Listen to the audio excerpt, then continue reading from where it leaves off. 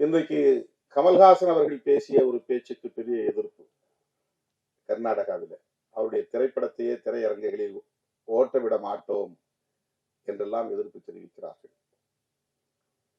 தமிழிலிருந்துதான் கன்னடம் தோன்றியது என்ற கருத்தை அவர்களால் ஏற்க முடியவில்லை. ஆனால்